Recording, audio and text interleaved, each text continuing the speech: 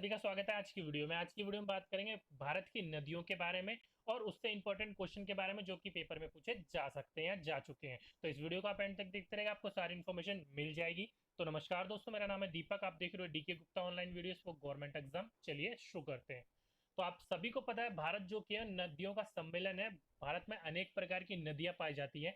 तो इसी हिसाब से भारत में दो प्रकार में डिस्ट्रीब्यूट कर दिया गया है इन नदियों को, जो कि पहला भाग को बोला गया हिमालयन और दूसरे भाग को बोला गया प्रायद्वीपीय नदी। तो हिमालय नदी देखिए वो नदी होती है जो कि हिमालय से निकलती है, तो उसको हिमालय नदी बोला जाता है। और प्रायद्वीपीय नदी वो होती है जो दक्षिण भारत की तरफ निकलती है, उसको प्रायद्वीपीय नदी कहा जाता है। ओके, तो हिमालय देखिए आपको पता भी होगा, जो कि इस तरफ से यहां से लेके ये आपकी जो वैलीज है वो हिमालय की ये वाली है। ओके, तो ये तीनों जो वैली है वो आपकी हिमालय में गिनी जाती है। तो यहीं पर एक तिब्बत के इलाके में एक इलाका पड़ता है मानसरोवर। ओके, और एक बात यहाँ पर भी ध्यान रखिएगा, जो भारत को दो भागों में डिस्ट्रीब्यूट करते हैं, यानी कि नदी जो की है वो छोटी नदी जाकर किसी न किसी सागर या बड़ी नदी से जाकर मिलती है। तो यहाँ पर कौन सी हो जाएगी, तो एक तरफ होगी आपकी बंगाल की खाड़ी, तो आप और एक तरफ होगी आपकी अरब सागर। तो आपको ऐसे याद रखने के लिए क्या करना पड़ेगा, तो देखो आपने यहाँ पर देखा होगा इस तरफ वेस्ट बंगाल पड़ता है, तो वेस्ट बंगाल जिस तरफ है उस तरफ आप याद रख सकते हो बंगाल की खाड़ी है, और इस बाकी दूसरी तरफ अरब सागर है। कई बार मिक्स भी हो जाता है, बंगाल की खाड़ी इधर कर देते हैं बच्चे, अरब की सागर इसलिए इधर कर देते हैं, इसलिए मैंने आपको ट्रिक भी बता दी। ओके, अब बात करते हैं अपने मानसरोवर की, जो कि मैंने बताई थी। यहां से एक नदी होते हुए जम्मू कश्मीर से होते हुए बहती हुई पाकिस्तान अफगानिस्तान से होते हुए ये अरब सागर की तरफ गिर जाती है। ओके, ये नदी बोला गया है इस नदी को, जो कि आप जानते भी हो, सिंधु घाटी यानी कि सिंधु नदी बोला जाता है इसको, जो कि मानसरोवर से बहती है, जिसकी लंबाई जो है वो है 3180 किलोमीटर। रखिएगा इसकी लंबाई को भी। ओके, ये नदी जो है ये बहती हुई अरब सागर में जाकर मिल जाती है, और इसकी कुछ सहायक नदियां भी हैं। ओके, जैसे कि पहली होगी आपकी, ऊपर ध्यान रखिएगा जो सीक्वेंस वाइज है, सीक्वेंस वाइज में बता रहा हूं और उसी को ही आप ध्यान रखिएगा। पहले आपकी सहायक नदी होगी झेलम, दूसरी होगी चिनाब, तीसरी होगी रावी, चौथी होगी आपकी व्यास, और पांचवी होगी आपकी सतलुज। तो इसी लाइन में आप ध्यान रखिएगा, अगर आपसे पूछ सकते हैं ये प्रश्न कि सिंधु घाटी या सिंधु नदी की सहायक नदियां कौन कौन सी है, क्रम अनुसार लगाइए, तो क्रम उनका यही होगा, झेलम, आपका जो मैंने आपको क्रम बताया, झिलम, चिनाब, राबी, व्यास और सतलुज। तो ये ध्यान रखिएगा इसका क्रम। ओके, और एक आपसे यहां से ये पूछा जा सकता है कि सतलुज नदी पर कौन सा बांध बनाया गया है, जो भारत का सबसे ऊंचा बांध है। ध्यान रखिएगा, अगर आपसे ये पूछा जाए भारत का सबसे ऊंचा बांध किस नदी पर है, तो वो सतलुज नदी पर है, जो कि भांगरवाड़ा बांध कहा जाता है इसको। ओके, तो यही जो बांध है वो सतलुज नदी पर बनाया हुआ है। अब बात कर लेते हैं सिंधु नदी के बारे में। देखिए सिंधु नदी आपको पता भी होगा, सिंधु नदी समझौते के बारे में आपने बहुत सुना होगा, जो कि 1960 में जवाहरलाल नेहरू के समय हुआ था। जो कि आपने देखा होगा, जो सिंधु नदी है वो इंडिया से बहुत कम होकर गुजरती है, ज्यादातर पाकिस्तान में ही है। तो लेकिन जो वो आपके समझौता हुआ था इंडिया पाकिस्तान के बीच में, वो समझौते में उन्होंने ये कहा था कि सिंधु, झेलम और चिनाब, ये जो तीन नदी है, इन तीनों नदी का 80% पानी जो यूज करेगा वो पाकिस्तान यूज करेगा, और 20% पानी इंडिया यूज करेगा। बाकी तीन नदी बच गई आपकी रावी, व्यास और सतलुज।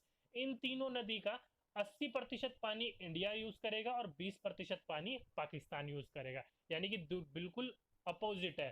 तो ये हुआ था सिंधु का जो कि समझौता हुआ था इंडिया पाकिस्तान के बीच में। ओके, अब बात कर लेते हैं कुछ दूसरी नदियों के बारे में। देखिए उत्तराखंड में यहाँ पर गंगोत्री, यहाँ से निकलती है हमारी गंगा, और निकलते हुए बिहार, यूपी, झारखंड की तरफ से बहती हुई चली जाती है आपकी ये बंगाल की खाड़ी में, बांग्लादेश होते हुए। ओके, तो जिसकी हाइट अगर आपसे पूछी जाए कि इंडिया की यानी कि सबसे लंबी नदी कौन सी है, तो इंडिया की सबसे लंबी नदी आपकी यही होगी गंगा, जिसकी लंबाई क्या है, 25-25 मीटर। ओके, सॉरी 25-25 किलोमीटर, ये इसकी लंबाई है, ध्यान रखिएगा। ओके, अब बात कर लेते हैं देखिए इसके आगे।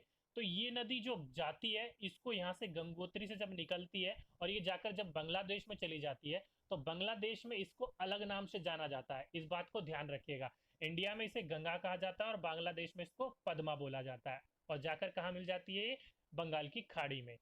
उत्तराखंड के इसी के साइड से एक और नदी निकलती है जो कि आगे जाके इलाहाबाद प्रयाग, जो कि मैंने आपको बताया भी था, जो कि गुप्त काल की उस टाइम ये उनका राजधानी बनी थी। तो ये नदी यहाँ से निकलकर प्रयाग इलाहाबाद में जाकर गंगा के साथ मिल जाती है। ओके, और इसकी जो लंबाई है वो 1310 किलोमीटर है, ध्यान रखिएगा। यमुना आगे जाकर ये यमुना के साथ मिलकर ये भी, यानी गंगा के साथ मिलकर ये भी जाकर कहाँ पर चली जाती है, वो बंगाल की खाड़ी में। ओके, अब बात करते हैं मानसरोवर।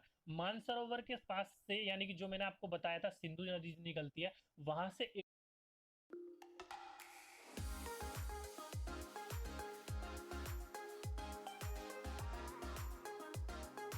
सिंधु नदी निकलती है, वहां से एक और नदी निकलती है जिसको बोला जाता है तिब्बत में सापो, जो कि यहाँ से बहती हुई अरुणाचल प्रदेश से अंदर होती हुई यहाँ से आपकी बांग्लादेश में जाकर बंगाल की खाड़ी में मिल जाती है। जो कि आपको देखिए, ये जो मानसरोवर से जब ये नदी निकलती है, जब इसको बोला जाता है तिब्बत में सापो, जिसकी टोटल लंबाई 2900 किलोमीटर है। ध्यान रखिएगा, 2900 किलोमीटर है। लेकिन ये जो हिस्सा जब अरुणाचल प्रदेश में घुसता है, जब इसको इंडिया में क्या बोला जाता है, ब्रह्मपुत्र।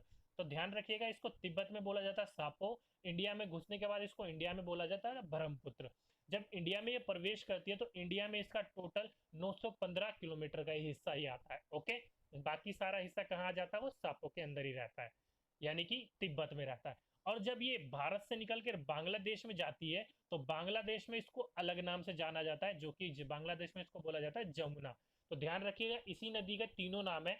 आपको तिब्बत में बोला जाता है सापो, भारत में ब्रह्मपुत्र, और बांग्लादेश में जाकर इसे बोला जाता है जमुना, जिसकी टोटल लंबाई मैंने आपको बता दी 2900 किलोमीटर है, और इंडिया में इसका टोटल 915 किलोमीटर है। ओके, अगर आपसे ये पूछा जाए कि भारत की सबसे चौड़ी नदी कौन सी है, तो आपकी वो ब्रह्मपुत्री होगी। ध्यान रखिएगा, सबसे चौड़ी नदी। ओके, तो आंसर क्या आएगा आपका, ब्रह्मपुत्र, जिसको बांग्लादेश में जाने के बाद क्या बोला जाता है, जमुना।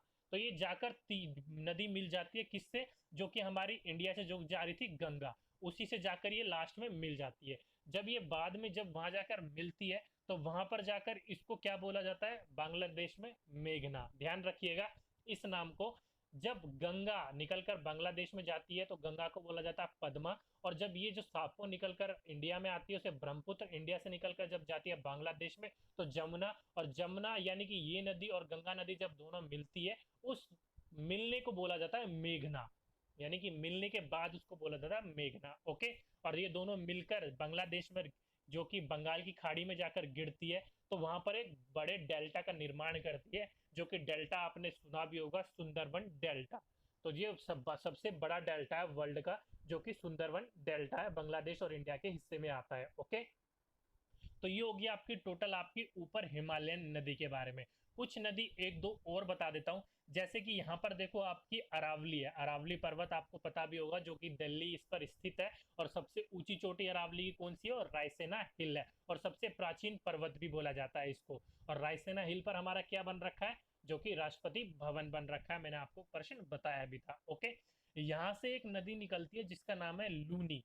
ध्यान रखिएगा, इससे एक क्वेश्चन पूछा जाता है। ये लूनी नदी जब निकलती है, ये ना ही किसी बड़े सागर में जाकर मिलती है, ना ही बड़े किसी नदी में जाकर मिलती है। ओके, ये कच्छ के तल में जाकर लुप्त हो जाती है। ध्यान रखिएगा, आपसे एक प्रश्न यहाँ से ये बन सकता है कि कच्छ के तल में जाकर कौन सी नदी लुप्त हो जाती है, तो वो लूनी नदी है। ध्यान रखिएगा। ओके, ये होगी आपकी सारी ऊपर हिमालयन नदी के बारे में बात। ओके, अब मैंने आपको जो बताया गंगा की सहायक नदी कौन सी है, जमुना, और इसके अलावा बहुत और भी सहायक नदियां हैं, जैसे कि आपके यहाँ पर जो कि ये यमुना, ये गंगा की, जैसे कि आपकी शोक नदी होगी बिहार की, जो कि मैंने आपको बताया था, कोसी, ऐसे करके छोटी मोटी नदियां बहुत है, इस तरह से मिलती हैं, लेकिन उसके बारे में इतने प्रश्न नहीं पूछे जाते। जो मेन थी वो मैंने आपको बता दी।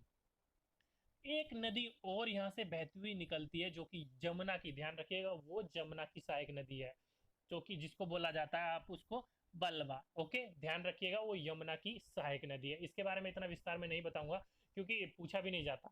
अब बात कर लेते हैं हम प्रायद्वीपीय नदियों के बारे में, जो कि नीचे है। सबसे पहले नदी हम बात करेंगे उन तीन नदियों के बारे में, जो कि यहाँ पर एक राज्य पड़ता है छत्तीसगढ़, वहां पर एक जगह का नाम है अमरकंटक। वहां से तीन नदी होकर तीनों दिशाओं में बहती है, जो कि एक बहती है आपकी पश्चिम की ओर, एक बहती है आपकी उत्तर की ओर, एक बहती है आपकी दक्षिण की ओर।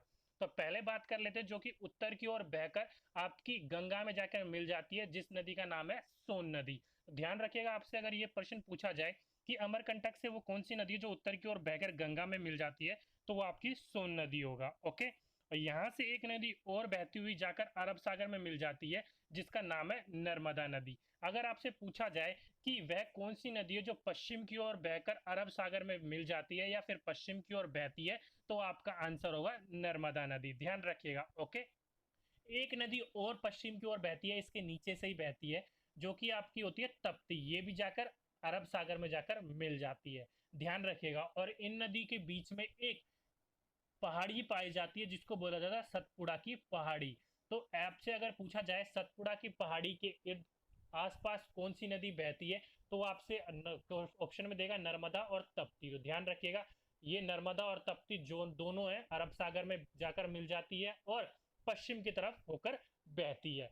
और एक क्वेश्चन आपसे यहाँ से एक और पूछा जाता है कि ऐसी कौन सी नदी है जो रिफ्ट घाटी या द्रोणी से होकर बहती है, जो कि जो सतपुड़ा पहाड़ी है ये पर्वत की एक श्रृंखला होती है, जो इसके बीच में वैली होती है उसको रिफ्ट कहा जाता है या द्रोणी कहा जाता है, तो इसी के बीच से होकर बहती है। तो आपको अगर ये भी पूछा जाए कि रिफ्ट घाटी या द्रोणी से होकर बहने वाली वो नदियां कौन सी है, तो नर्मदा और तप्ती ये दोनों ही उसका सही आंसर होगा। ओके, ये होगी आपकी प्रश्न की बात। अब बात कर लेते हैं अमरकंटक से जो तीसरी नदी निकलती है, वो नदी निकलकर बहती है आपकी बंगाल की खाड़ी में जाकर मिल जाती है, और उस नदी का नाम है महानदी। ध्यान रखिएगा। और महानदी पर एक बांध बन रखा है जिसको हीराकुंड बांध भी बोला जाता है, और ये भारत का सबसे बड़ा बांध है। ध्यान रखिएगा, अगर आपसे पूछा जाए कि भारत का सबसे बड़ा बांध हीराकुंड बांध कौन सा बांध है, तो वो हीराकुंड बांध होगा। और कहाँ पर स्थित है, ये उड़ीसा में स्थित है। ध्यान रखिएगा। और पूछा जाए किस नदी पर है,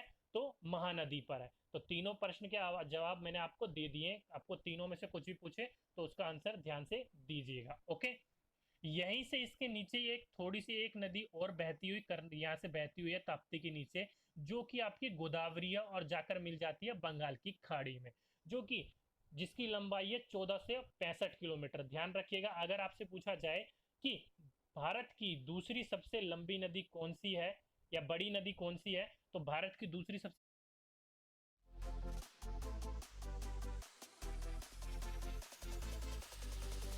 लंबी नदी कौन सी है या बड़ी नदी कौन सी है, तो भारत की दूसरी सबसे बड़ी नदी है वो आपकी गोदावरी, जिसकी लंबाई है 1465 किलोमीटर। ध्यान रखेगा इस क्वेश्चन को। ओके, और आपसे ये पूछा जाए कि दक्षिण भारत की सबसे बड़ी नदी कौन सी है, तो उसका आंसर भी यही होगा, गोदावरी। तीसरा क्वेश्चन, आपका तीसरी नदी यानी कि नेक्स्ट नदी जो कि है प्रायद्वीपीय की, वो आपकी यहाँ कर्नाटक से होकर बहती हुई जाकर मिल जाती है आपकी बंगाल की खाड़ी में, जिसको बोला जाता है कृष्णा नदी। ये भारत की तीसरी सबसे बड़ी नदी है, जिसकी लंबाई 1400 किलोमीटर है। ध्यान रखिएगा इस क्वेश्चन को भी। और ये कहाँ पर जाकर मिल जाती है, ये मिल जाती है आपकी या इस तरफ बंगाल की खाड़ी में जाकर मिल जाती है। इसको बोलते हैं कृष्णा नदी। और एक क्वेश्चन कृष्णा नदी से आपसे ये भी पूछा जा सकता है, क्योंकि कृष्णा नदी पर एक डैम बना हुआ है, यानी कि बांध बना हुआ है, जिसको बोला जाता है नागा अर्जुन सागर बांध। तो नागा अर्जुन सागर बांध किस पर बना हुआ है, वो आपका कृष्णा नदी पर बना हुआ है। तो इस क्वेश्चन को भी ध्यान रखिएगा। ओके, नेक्स्ट बात कर लेते हैं, इसके नीचे एक और नदी जा रही होगी और वो भी जाकर मिल जाती है कहाँ, बंगाल की खाड़ी में, जिसको बोला जाता है कावेरी नदी। अगर आपसे पूछा जाए भारत की, यानी कि ये नंबर तो मैं नहीं बता सकता क्योंकि इससे छोटी नदियां और भी हैं और इससे थोड़ी बड़ी नदियां और भी है, तो ये काफी नीचे जाकर मिल जाती है। अगर आपसे पूछा जाए भारत की पहली सबसे बड़ी नदी कौन सी है, तो गंगा, दूसरी गोदावरी, तीसरी कृष्णा, चौथी यमुना। ओके, अब बात कर लेते हैं लास्ट यानी कावेरी, जिसकी लंबाई है 805 किलोमीटर, जो कि मिल जाती है कहां पर, बंगाल की खाड़ी में। और यहाँ पर अगर आपसे पूछा जाए शिव सुंदरम जल प्रपात कहाँ पर होता है, तो कावेरी नदी पर ही होता है। और कावेरी नदी से एक क्वेश्चन और बहुत पूछा जाता है कि आपने देखा भी होगा, जो पिछली बार केवीएस का एग्जाम हुआ था उसमें एक क्वेश्चन पुटअप भी हुआ था कि तमिलनाडु और कर्नाटक या फिर आपका कावेरी नदी विवाद किन दो राज्यों के बीच में है। तो तमिल ये नदी जो बहती हो कर्नाटक और तमिलनाडु से होकर बहती है, तो ये कावेरी नदी से जो भी प्रश्न आएगा या कोई भी विवाद आएगा, तो तमिलनाडु और कर्नाटक के बीच में ही दोनों विवाद चल रहे हैं। ओके, अगर आपसे प्रश्न ये आ जाए कि कावेरी नदी के विवाद में कौन से दो राज्य घिरे हुए हैं, तो आपका आंसर यही होगा, तमिलनाडु और कर्नाटक। ओके, तो ये कुछ भारत की नदियां थी, जो कि प्रमुख नदियां आपको मैंने सारी बता दी हैं, जो कि किस तरफ बहती है और क्या क्या होकर बहती है, वो सारे इंपॉर्टेंट आज मैंने इस क्वेश्चन में आपको बता दिए।